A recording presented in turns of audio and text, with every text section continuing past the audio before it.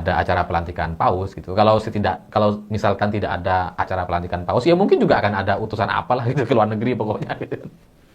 Yang kemudian membuat Budiari tidak berada di Indonesia. Jadi ya ketika Budiari keluar dari Indonesia, berita ini muncul dan kemudian habis di semua media, digoreng habis, bukan digoreng sih, diberitakan habis-habisan. Kalau kita lihat hari ini, hampir semua berita di media mainstream hari ini itu penuh dengan berita soal surat dakwaan yang dibacakan oleh jaksa pada hari Rabu. Jadi peristiwa hari Rabu baru meledak di hari Sabtu ketika Budiari berada di Roma. Ketika Budiari sudah tidak ada di Indonesia. Dalam situasi yang seperti ini, Budiari jelas sangat dirugikan karena dia berada di Vatikan dan dia tidak bisa melakukan apa-apa atau manuver melakukan pengamanan. Bahkan ketika dia ingin memberikan pernyataan pembelaan pun itu dia kesulitan. dia kesulitan tuh. Ya untungnya dia bisa kemarin gitu ya wawancara dengan SCTV, tapi untuk manuver-manuver yang lain jelas itu akan sangat terbatas sekali. Setidaknya Budiari tidak bisa kemudian tiba-tiba sowan ke Solo misalkan untuk mengalihkan perhatian media gitu ya. Tidak bisa melakukan pertemuan dengan Presiden Prabowo misalkan. Jadi ini benar-benar habis dia dari hari Sabtu, Minggu, Senin hari ini. Semua berita-berita di media itu menjelaskan soal kronologi bagaimana dalam surat dakwaan itu Budiari ikut terlibat dalam kasus judi online atau kasus pengamanan terhadap situs-situs judi online.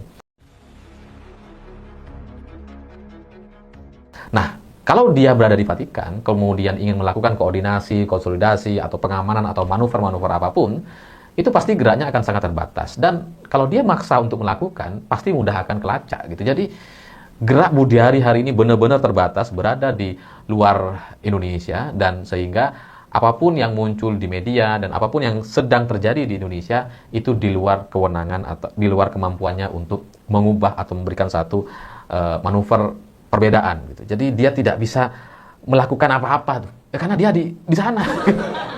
Pasti kan sangat kesulitan sekali. Jadi narasi-narasi atau cerita dari surat dakwaan yang dibacakan pada hari Rabu dan kemudian muncul pada Jumat malam itu, hari ini, hari Senin, itu bisa dibilang sudah sangat matang sekali. Karena nggak ada pembelaan atau perdebatan atau diskusi publik.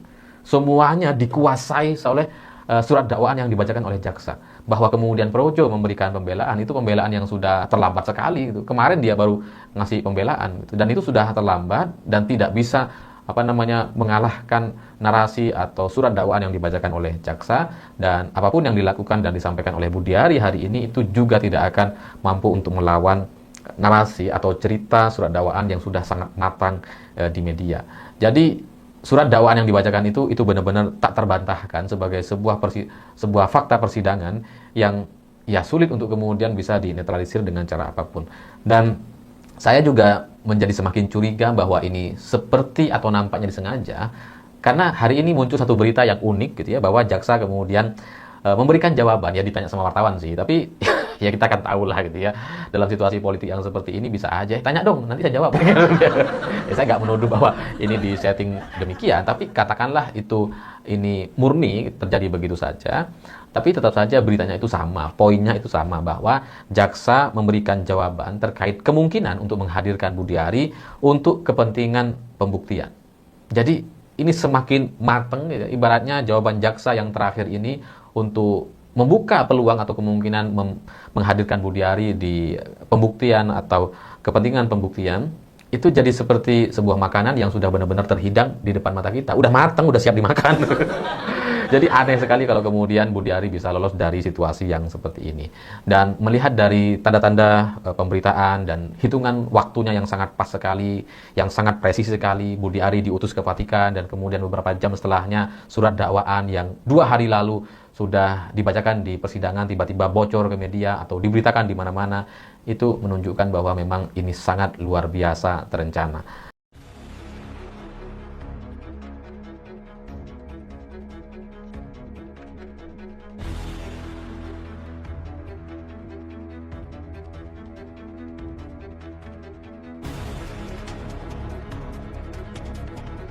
Pas ya, kalau nggak ada thermal nggak seru ya. Ya betul.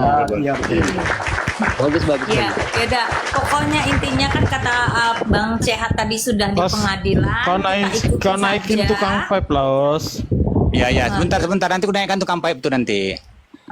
Kita ikuti saja kalau memang sudah di ranah pengadilan, ya itu tadi memang sebaiknya itu harus ada uji forensik dari luar, karena kan kita memang tahu, karena aku sendiri itu udah nggak percaya dengan kepolisian di sini ya. Tadi kan suara perempuan bilang katanya narasi ngawur, nggak percaya sama kepolisian. Ya terserah dia mau percaya silahkan, kita juga nggak percaya silahkan. Karena selama ini apa yang kita lihat itu yang kita rasakan gitu loh.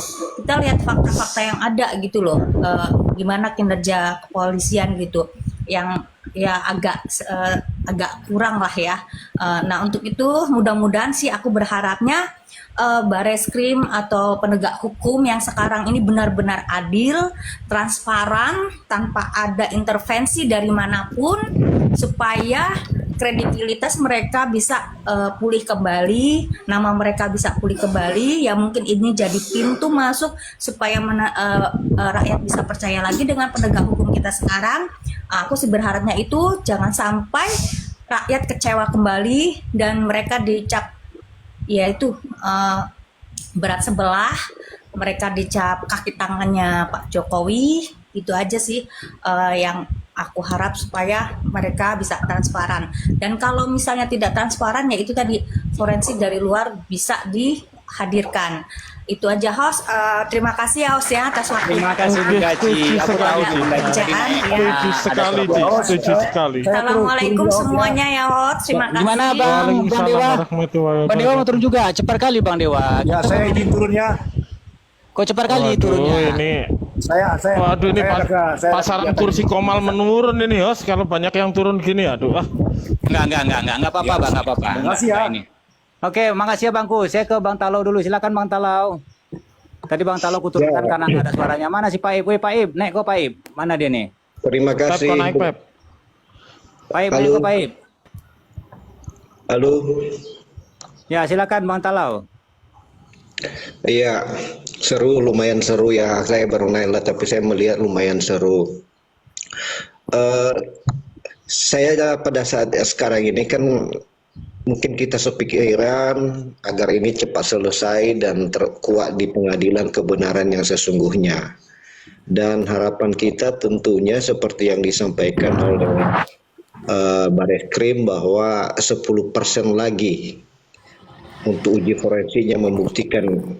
Tetapi apakah itu sesuatu yang bisa diyakini 100% atau enggak, justru menurut saya Mabes Polri bisa meyakinkan masyarakat kalau pendapatnya bukan hanya sepihak dari mereka, tetapi pada saat pengujian alangkah bagusnya Polri melibatkan para intelektual negeri ini, barang 4-5 lembaga, untuk sama-sama menyaksikan.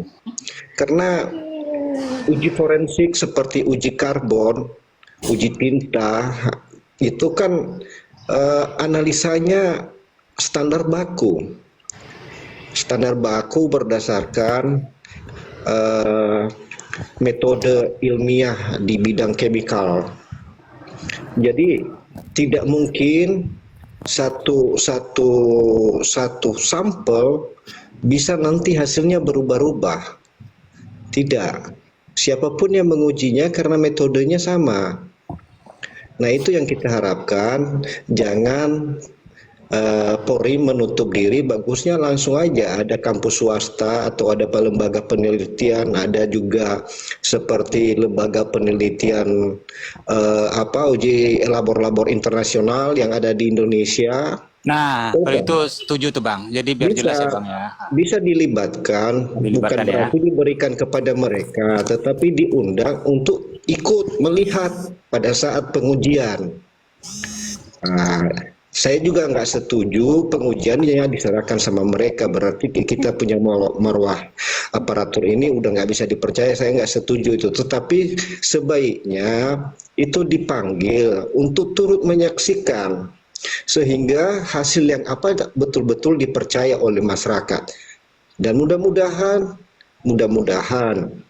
ini apa yang dikhawatirkan oleh masyarakat, terutama para pendukung Pak Jokowi, bisa tidak sampai terjadi. Itu aja harapanku. Oke. Udah Bang? Bang Sudah, Talau? silakan. Oke, saya sambut dulu yang baru masuk ya sebentar Bang ya. Bang Agus, Prof Muhammad LC, sama Bang Pak Kosong. Sore, selamat sore, siang. selamat siang. Selamat sore bang, selamat sore bang. Oke, sore. Ini beneran nih Bang, Prof nih. Saya Prof juga Bang, tapi profesi saya Bang. Abang Profnya beneran Bang? Profesi juga bang. Oh, profesi juga. Sama kita Bang ya. Kalau saya ini nama saya kan di akun saya satu lagi tuh masih Prof Gondrong SHMA. Profesi Diskusi. Gondrong suka hiburan, mencari hiburan gitu Bang. Bang, Oke, mungkin diskusi saya nggak ke ini perlu dulu lah. latar belakang nama lah. Diskusi nggak perlu latar belakang nama. Kan umum, Oke. diskusi umum kan. Iya bang. Oke, ditahan dulu ya Bang ya. Oke. Saya ke ini dulu ya. Oke, Bang Teguh silakan. Waalaikumsalam Bang, yang di bawah. Waalaikumsalam. Silakan. Selamat siang, terima kasih buat ruang dan waktunya. Assalamualaikum warahmatullahi wabarakatuh. Ini Komal mencerdaskan ya bagi termal-termal gucluk. Yang pertama saya apresiasi ucapan Kau dari jangan seorang- gitu. Kau bikin marah Bang CH aja sebelah kau tuh. apa, itu lawan saya nanti nggak apa-apa. Bunda DM, saya tertarik sama Bunda DM. Lanjut. Kalau Bang CH Jangan dia aman terlalu kok. panjang Kalau intronya, jangan Bang terlalu CH panjang intronya. Langsung aja. Bunda Lanjut. DM masih ada itu. Wajar Kalau saya mau orang Islam dinaikkan. ngucapin salam, Go. wajar loh Bang. Go, Bunda Oke, DM masih silakan, ada silakan. itu. Kalau mau dinaikkan aku Iya, turun nggak jadi apa-apa. pertama saya tertarik sama Bunda DM, berhubung Bunda DM-nya udah turun ya udahlah. Jadi saya memang kekhawatiran saya terhadap negeri ini cuma satu host. Ketika Roy Suryo berkata, bahkan survei publik mengatakan ya kan, melalui Roy Suryo CS juga mengatakan kalau memang uji laboratorium di Justru orang-orang masih tetapi mungkin ini ya. Iya kan? Bisa saja saya pernah pengalaman seperti ini. Ah, gampang lah nanti saya membuat korupsi. Gampang itu Bang. Justru pengalaman orang muda seperti Pak Gibran harusnya diberi apresiasi. Pemikiran itu lebih cerdas daripada orang-orang yang tua. Ini tolonglah, jangan dibilang Gibran terpilih jadi wali kota karena bapaknya. Loh, iya, ada bapaknya presiden, tapi yang memilih itu rakyat. Apakah itu dinasti? Tidak Bang, sama sekali tidak. Karena yang memilih itu rakyat Solo. Itu loh. Sekarang menjadi wakil presiden karena dinasti politik. Nggak masuk akal. Kalau dinasti politik, semua dinasti politik, partai apapun itu, ingat, bukti dan nyata sekarang ini Pak Prabowo dan Gibran fake pilihan rakyat. Ini yang harus kita junjung, ya kan? Apapun keputusan presiden dan wakil, marilah kita hormati. Jangan menyudutkan Gibran karena pengalaman dan lain sebagainya. Pengalaman Anda belum tentu bisa mengalahkan pengalaman Gibran. Itu loh. Ya itu aja Os. Terima kasih Os. Oke, jadi saya ingin ceritakan lagi sejarahnya kenapa Mas Gibran menjadi wapres. Mas Gibran menjadi wapres itu bukan karena dipaksakan oleh Pak Jokowi untuk maju, tetapi ada permintaan dari Prabowo 5 kali dan itu dinyatakan secara terbuka. Yang meminta itu saya, kata Pak Prabowo. Tetapi dasarnya Pak Prabowo meminta Mas Gibran menjadi wapres itu dari mana? Dari Koalisi Indonesia Maju. Ketika mereka bermusyawarah, bermufakat, yang keluar nama Mas Gibran lagi. Disinilah biang keroknya ini.